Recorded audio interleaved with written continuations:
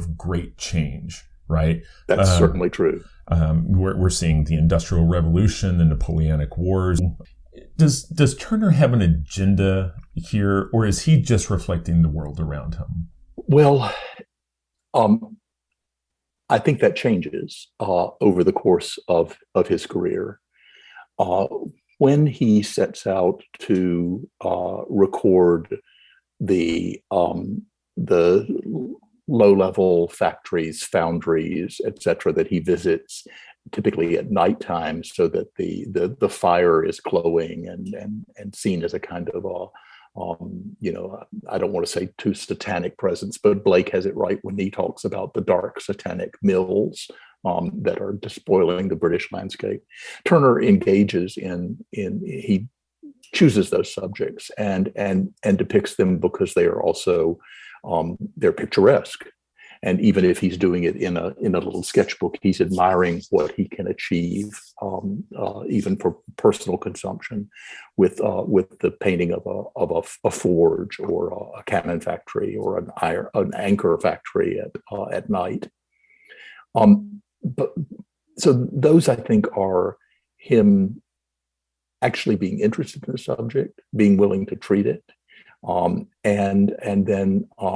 then as the years go by, those are in the 1790s, let's say.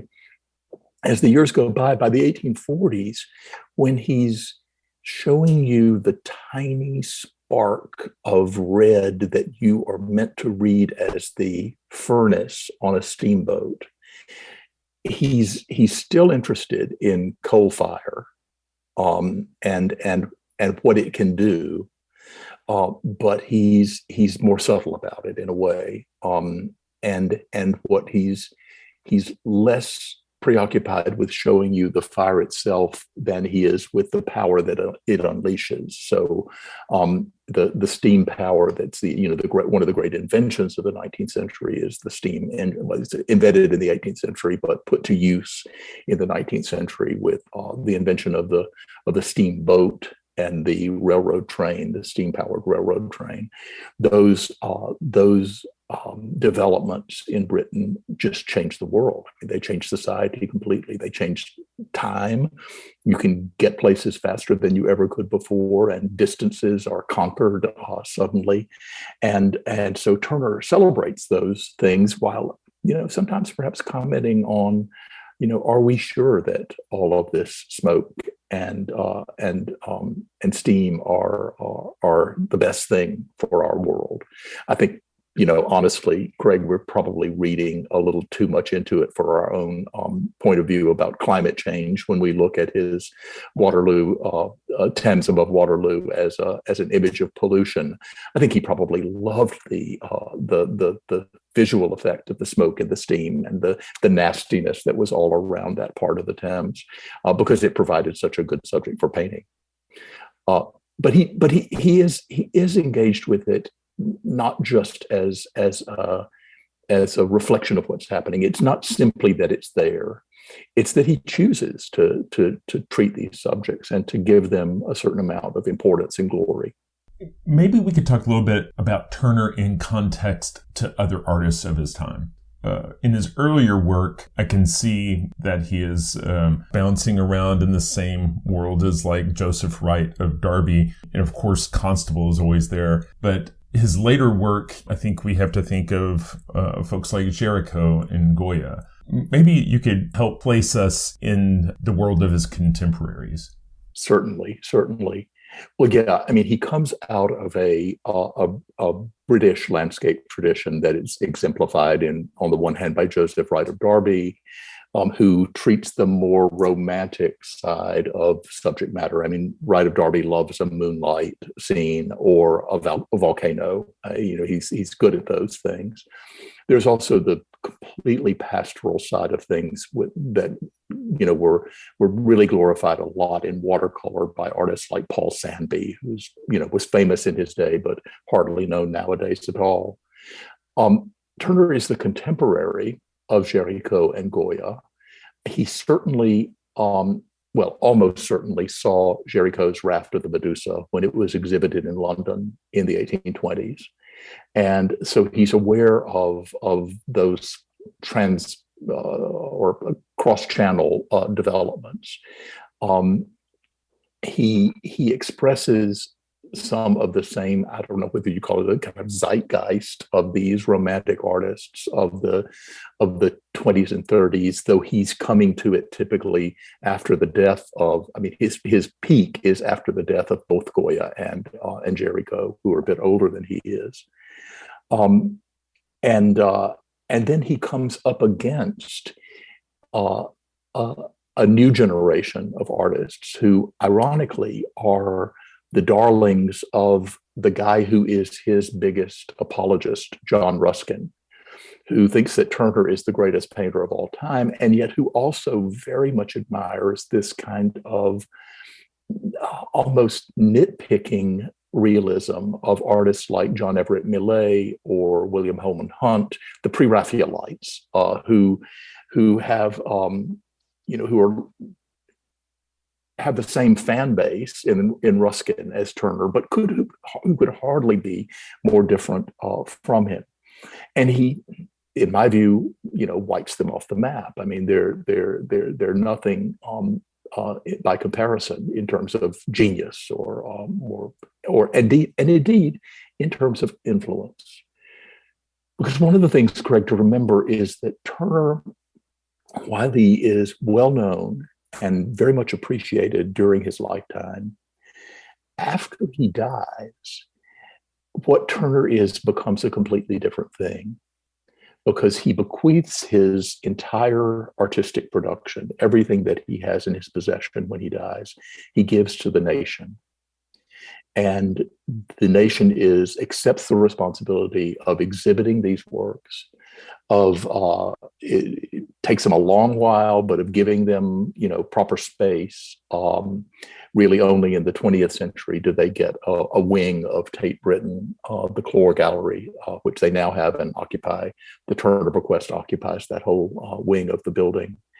But works by Turner, including the sketchiest, his watercolors are shown in abundance, and modern artists who come to London in the 1870s, all the French artists who were there in exile from the Franco-Prussian War, like Monet and Pissarro, they see Turner's work in the 1870s.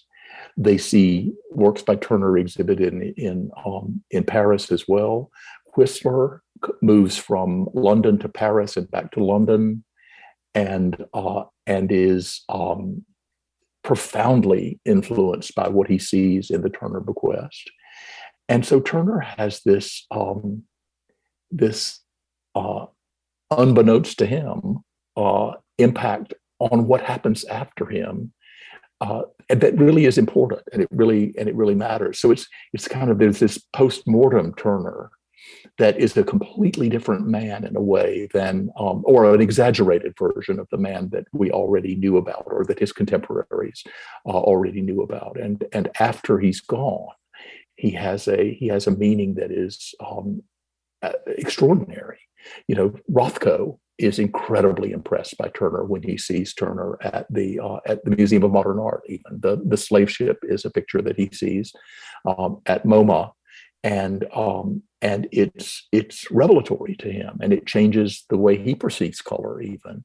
And because of his admiration for Turner, he gives a bunch of paintings to Tate, and so there's this wonderful gift of great Rothkos, late Rothkos, that are there because of Turner, really. So there's so many ways in which he touches other artists, accidentally, causally, and it's such a rich subject. I mean, we could go on for days and days about this idea, and books and articles have all been published on this, and lots of lectures given. But I think that also among artists that I know, among painters that I know, this is an exhibition at the Kimbell that they are dead to come to see, because of how much they take inspiration from this long dead artist. I mean, he's been gone now, for 170 years, and he's still an extraordinary figure for us.